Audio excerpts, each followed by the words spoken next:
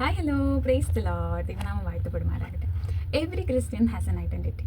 നമ്മൾ ക്രിസ്ത്യാനികൾക്ക് കർത്താവിലൊരു ഐഡൻറ്റിറ്റി ഉണ്ട്. ഈ ലോകത്തിൽ നമുക്ക് ആധാർ കാർഡും പാസ്പോർട്ടും ഒക്കെ ഉണ്ട്. ആ ഐഡൻറ്റിറ്റി അല്ല, കർത്താവായ യേശുവിൽ നമുക്ക് എല്ലാവർക്കും ഒരു ഐഡൻറ്റിറ്റി ഉണ്ട്. നമ്മുടെ പെർമനൻറ്റ് റെസിഡൻസി എന്ന് പറയുന്നത്, അല്ലെങ്കിൽ PR എന്ന് പറയുന്നത് ഭൂമിയല്ല, സ്വർഗമാണ്. അതാണ് ഓരോ ക്രിസ്ത്യാനികളുടെയും ജീവിതത്തിൻ്റെ ആദ്യത്തെ പർപ്പസ് എന്ന് പറയുന്നത്.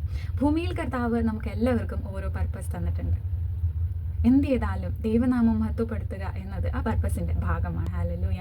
എൻ്റെ അങ്കിൾ എപ്പോഴും പറയാറുണ്ട്, അറിഞ്ഞവരെ പോലെ ജീവിക്കണം. ഒരിക്കൽ ക്രിസ്തുവിനെ അറിഞ്ഞിട്ട് കർത്താവിനെ എന്നെ രക്ഷിതാവായി സ്വീകരിച്ചിട്ട് വീണ്ടും ലോകത്തിൻ്റെ ഇഷ്ടങ്ങൾ, ലോകത്തിൻ്റെ സംസ്കാരം ഇവ തേടി പോയി കഴിഞ്ഞാൽ കർത്താവിന് പോലും പിന്നെ നമ്മുടെ ജീവിതത്തിലൊന്നും ചെയ്യാൻ പറ്റിയെന്ന് വരത്തില്ല.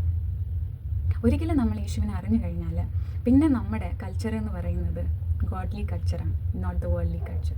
ലോകത്തിൽ പലർക്കും പലതും ചെയ്യുവാനുള്ള അനുവാദമുണ്ട്, അല്ലെങ്കിൽ അവരുടെ ചോയ്സസ് ഉണ്ട്. നമ്മുടെ ചോയ്സ് പിന്നീട് യേശു കർത്താവ് മാത്രമാണ്. ഹല്ലേലൂയ. ഒരിക്കൽ രക്ഷിക്കപ്പെട്ടാൽ, ഒരിക്കൽ യേശു കർത്താവിനെ പേഴ്സണൽ സേവിയറായിട്ട് വായ കൊണ്ട് ഏറ്റുപറയും, ഹൃദയം കൊണ്ട് അക്സെപ്റ്റ് ചെയ്യുകയും ചെയ്തു കഴിഞ്ഞാൽ we are not longer as in Christ. നമ്മൾ പിന്നെ നമ്മളല്ല, പിന്നെ ജീവിക്കുന്നത് നമ്മളല്ല, നമ്മളിലെ ക്രിസ്തുവാണ്. അതായിരിക്കണം ശരിക്കും പിന്നീടുള്ള നമ്മുടെ ഐഡൻറ്റിറ്റി. യേശു കർത്താവിൽ ജീവിക്കുക, യേശു കർത്താവിൻ്റെ ഐഡൻറ്റിറ്റി നമ്മുടെ ജീവിതത്തിലേക്ക് വരിക എന്നുള്ളതാണ് നമ്മുടെ പർപ്പസ് എന്ന് പറയുന്നത്. ഹല്ലേലൂയ. കർത്താവിൻ്റെ ക്രൂശീകരണ സമയത്ത് യൂദ കർത്താവിനെ കാണിച്ചു കൊടുക്കുന്നത് ചുംബനം കൊണ്ടാണ്. ആ വചനം വായിക്കുമ്പോഴും ധ്യാനിക്കുമ്പോഴും എനിക്ക് ചെറുപ്പം മുതലേ ഉള്ളൊരു സംശയമാണ്, കർത്താവിനെ കാണിച്ചു കൊടുക്കുക എന്നതുകൊണ്ട് എന്താണ് ഉദ്ദേശിക്കുന്നത്? കർത്താവിനെ എല്ലാവർക്കും അറിയാം, എല്ലാവരുടെയും മധ്യത്തിലിരുന്ന് കർത്താവ് വചന ശുശ്രൂഷ നടത്തിയതാണ്. ഈ ശിഷ്യന്മാർക്ക് ഇടയിൽ നിന്ന് കർത്താവിനെ കാണിച്ചു കൊടുക്കേണ്ടി വന്നത് എങ്ങനെയാണ്? ചുംബനം കൊണ്ട് എങ്ങനെയാണ് കാണിച്ചു കൊടുത്തതെന്ന് ഞാൻ എപ്പോഴും വണ്ടർ ചെയ്യാറുണ്ട്.